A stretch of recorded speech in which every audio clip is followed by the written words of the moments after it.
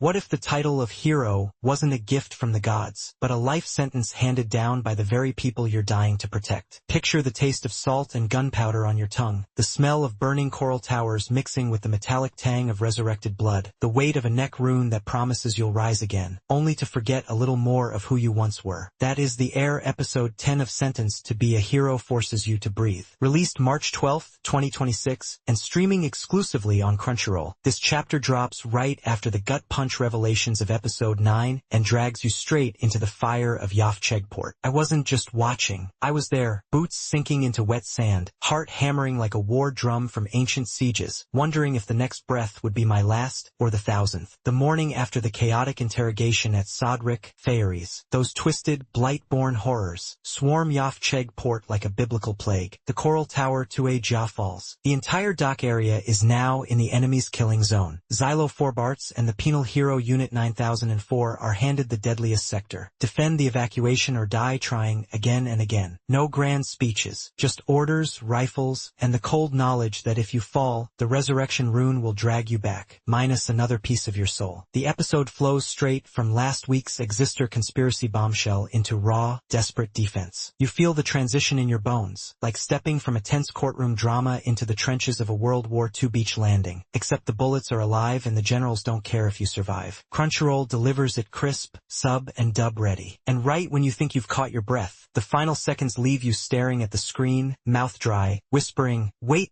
this isn't filler. This is the story tightening its grip like a noose." The port defense pushes the larger war forward while answering the question fans have been screaming since episode 8. How far will the kingdom go to use its heroes? The pacing is relentless. Action crashes in waves, then pulls back just long enough for a single devastating line or a quiet glance. One moment that had everyone on Reddit and X losing their minds. Rhino in that hulking power armor, toes locking into the ground like ancient siege engines before he unleashes hell on a building. The explosion isn't just loud, it's symbolic. From the light novel, we know these moments strip away more of the penal hero's humanity each time. The anime leaves a few threads deliberately loose, the exact nature of the fairy's sudden coordinated strike, the lingering shadow over certain allies, but Ellen readers will nod in recognition. This is the story quietly revealing that the real monsters aren't always the ones with wings. The cliffhanger? It doesn't just end the episode. It rewrites how you see the entire arc. Suddenly episode 9's interrogation feels like a warning you ignored. You'll be replaying those last 10 seconds in your head, heart racing, needing to know what happens next. Xylo Forbarts, voiced by Yohei Azakami in Japanese, continues his slow, painful transformation from vengeful goddess killer to something more. His choices here aren't heroic in the shiny armor sense. They're the choices of a man who's died too many times and still refuses to break. You feel every tremor in Azakami's delivery, like a soldier who's seen too many battles in history's forgotten wars. Rhino steals the spotlight in the most brutal, beautiful way. The power armor sequence turns him from comic relief into a force of nature. Fans on Twitter were calling him the MVP we didn't know we needed, but the one who left the deepest scar? Patosh Kivia, Shizuka Ishigami. Her quiet moments in this episode crack her perfect knight armor wide open. The light novel gives us extra context on her family ties that the anime only hints at, and that hint, it's like a dagger. You watch her carry burdens that feel terrifyingly real, the kind of hidden family betrayal that echoes through every history book about fallen empires. Tiarita, the goddess bound to Xylo, remains the quiet storm in the center. Her pact with him grows heavier with every resurrection. Power, trust, what we call justice when the powerful need cannon fodder. The episode doesn't lecture, it shows you. These penal heroes are modern Sisyphus, condemned to roll the boulder of war uphill forever, only to watch it roll back down and crush them again. The fairy attack forces every character to answer the same question we all carry. How much of yourself are you willing to lose to protect people who might betray you tomorrow? Kente Hara's script is sharp as a bayonet. No wasted words. One line from Xylo near the climax, simple, almost whispered, landed harder than any explosion. It'll stick with you the way certain speeches from real wars still echo in our minds. Studio Kai continues to prove they're a rising powerhouse. Art director Yusuke Watanabe paints the port in sickly greens and desperate oranges, the blight literally eating the sky. Lighting shifts from harsh daylight to blood-red dusk, mirroring the character's fading hope. The power armor animation is crisp, heavy, satisfying. Every mechanical lock and recoil feels weighty. Director Hiroyuki Takashima uses tight close-ups during the quiet beats, eyes, trembling hands, the glowing rune on Xylo's neck, so you feel feel the tension in your own chest. Editing is surgical. Action explodes, then cuts to silence that screams louder than any soundtrack.